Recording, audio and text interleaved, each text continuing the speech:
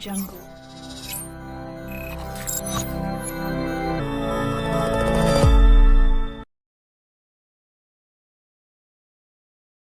Assalamualaikum warahmatullahi wabarakatuh. Kembali bersama saya Frandi di YouTube Mastery 1.0. Tidak terasa kita sudah sampai di video ke-16. Di video ke-16 ini kita akan membahas tentang teknis dalam membuat sebuah video. Simak video lengkapnya berikut ini. Oke, teknis membuat video. Yang pertama, ketika kita membuat konten personal branding, tadi kita sudah mendapat ya daftar 40 judul video yang akan kita buat videonya. Maka waktunya mengeksekusi, membuat satu persatu judul tersebut untuk syuting. Kalau kita bicara personal brand, maka kita harus take shoot. Yang kedua adalah memperhatikan faktor viral, gunakan template agar tidak pusing. Nah, walaupun personal brand, alangkah baiknya teman-teman juga pakai template biar nggak bingung, biar ngomongnya nggak ngalor ngidul gitu ya. Terus berikutnya adalah untuk syuting tidak ada aturan baku. Yang terpenting adalah pesan ilmu yang disampaikan bisa dipahami dengan baik oleh pemirsa. Jadi saya termasuk di YouTube Mastery 1.0 ini tidak akan membahas secara teknis bagaimana teknik syuting yang bagus, bagaimana pakai peralatannya apa saja, dan lain-lain kita nggak akan membahas. Yang penting adalah kita untuk personal brand, yang penting ilmunya tersampaikan kepada pemirsa. Untuk peralatan syuting tidak akan dibahas di kursus ini, bebas dari teman-teman mau pakai alat yang paling sederhana, menggunakan HP pun, sampai menggunakan alat yang canggih pun bisa. Gitu. Intinya kita nggak akan membahas di masalah teknis seperti itu. Untuk teknik syuting, tempat syuting juga tidak ada aturan, bebas teman-teman menyesuaikan dengan konten. Teman-teman ingin sharing tentang apa, personal brand tentang apa, sesuai dengan selera. Nah, kalau kita bahas contoh personal brand banyak ya, dari yang artis, dari yang YouTuber besar sampai YouTuber biasa. Untuk personal brand mungkin saya akan memberikan sedikit tips ya buat teman-teman yang mungkin bingung kira-kira aku nanti buat videonya seperti apa gitu ya. Nah, cara yang paling simple untuk membuat video konten personal brand, teman-teman cukup pakai dua tools. Nah, yang pertama adalah webcam, dua adalah pakai zoom. Gitu. Jadi video e-course ini saya rekam menggunakan webcam, gitu ya. Terus kemudian saya record pakai zoom. Hasilnya seperti ini. Ini sangat simple menurut saya, dan teman-teman bisa. Yang penting adalah materinya tersampaikan dengan baik. Jadi ini menurut saya cara simple bagi teman-teman yang pengen mengisi kontennya setiap hari dengan mengisi konten yang banyak. Gitu. Dengan cara simple, nggak perlu butuh orang yang nyuting, gitu ya.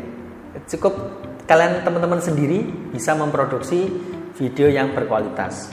Itu tadi personal branding. Bagaimana kalau untuk membuat scalable channel? Sebenarnya hampir sama saja. Perbedaannya kalau di scalable channel ini kita nggak perlu syuting, gitu ya. Jadi lebih mengandalkan kemampuan editing video. Nah, sama setelah memiliki 40 daftar judul video, maka kita harus mengeksekusinya. Yang pertama adalah kita harus membuat naskah dulu. Di awal kita harus membuat skrip. Nah, skripnya ini dari mana? Jadi kan ada judul.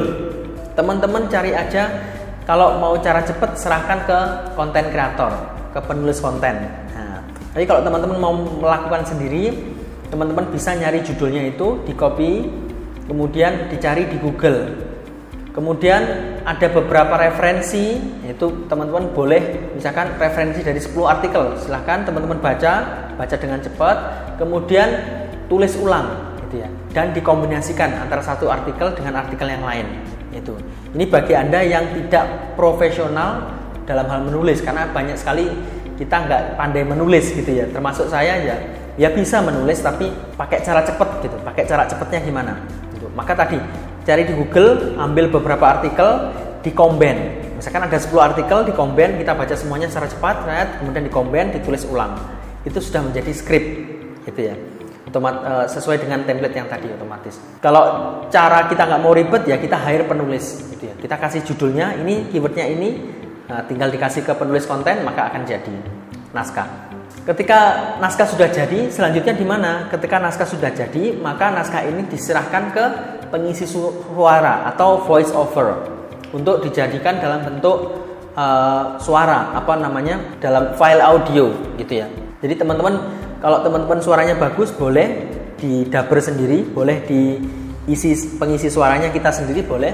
Atau kalau teman-teman nggak pede, ya maka coba nyari gitu ya, teman kita mungkin yang suaranya enak, dibayarin berapa gitu, mereka rata-rata mau karena sudah naskahnya sudah jadi, mereka hanya membacakan, mengisi suaranya. Terus ketika file bentuk audio sudah selesai, apa yang dilakukan? Maka ini ya dengan berbekal audio tadi kita mencari potongan-potongan video yang dengan menggunakan kaidah fair use. Jadi fair use itu adalah merupakan doktrin hukum yang menyatakan bahwa Anda dapat menggunakan kembali materi yang dilindungi hak cipta di dalam situasi tertentu tanpa memerlukan izin dari pemilik hak cipta. Teman-teman nggak perlu bingung ya, kalau di Indonesia itu banyak sekali kayak on the spot gitu ya, daftar populer, Magenta Islam, Islam populer. Kalau dulu ada namanya YouTube Crash, mungkin sekarang ada YouTube Crash yang news gitu ya, yang masih hidup.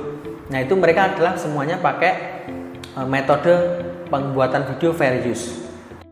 Untuk membuat konten fair use ini ada 4 kaidah yang harus kita perhatikan. Yang pertama adalah harus menambah ekspresi atau makna baru pada materi asli. Jadi kita nggak boleh ngambil penuh, itu namanya re-upload ya. Kalau mengambil penuh nggak ada tambah-tambahan, jadi harus ditambahi. Jadi hanya sebagian, kita ngambil videonya itu hanya sebagian, terus kemudian ditambahkan ekspresi atau makna baru. Yang kedua adalah menggunakan materi dari karya yang sebagian besar merupakan kenyataan, bukan fiksi. Yang ketiga, meminjam sebagian kecil materi dari karya original, maksimal 10 detik. Jadi kalau teman-teman mengambil itu sebagai ilustrasi videonya teman-teman, jadi maksimal adalah 10 detik, jangan sampai lebih dari 10 detik. Karena itu adalah kaidah dari fair use yang diperbolehkan mengutip sebagian.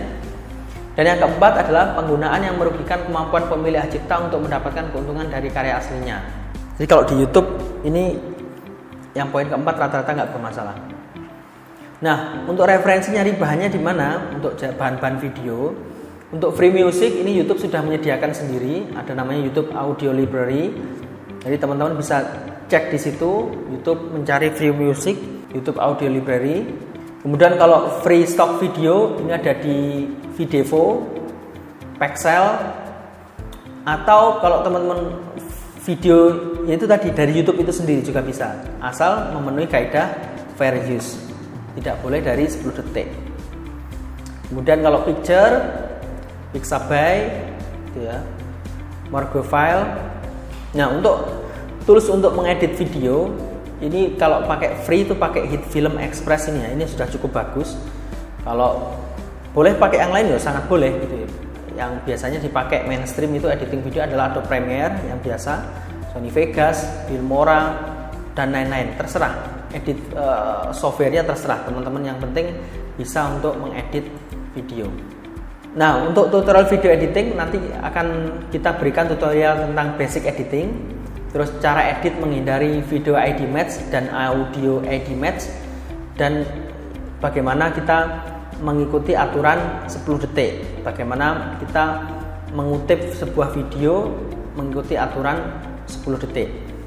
Untuk video tutorial editing ini nanti akan dibawakan oleh tim saya, yaitu Kak Erik. Kak Erik ini adalah salah satu video editor di tim saya yang sudah profesional, karena jujur saya sudah 2 tahun kira-kira ya sudah tidak melakukan editing video sendiri. Sejak tahun 2018, jadi channel-channel saya ini sudah saya buat sistemnya, sehingga saya buat otomatisasi gitu. Sehingga untuk teknis pembuatan video sendiri saya sekarang hampir sudah tidak pernah melakukan editing video sendiri. Jadi itu juga salah satu kelebihan di YouTube Mastery 1.0, karena saya tidak hanya mengajarkan Anda menghasilkan uang di YouTube, tapi juga bagaimana membangun sistem sehingga menjadi passive income. Sistemnya itu adalah dengan membentuk sebuah tim yang militan. Salah satunya adalah tentang editing video. Jadi kalau yang saya lakukan sekarang apa? Rata-rata dianalisis gitu. Dianalisis terus perkembangan tren arah YouTube, perubahan algoritma YouTube, itu yang saya pelajari. Kalau teknisnya basic cara mengedit itu sekarang sudah hampir tidak pernah melakukan video editing sendiri.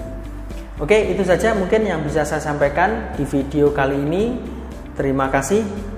Sampai jumpa di video berikutnya. YouTube Mastery 1.0, bukan YouTuber biasa.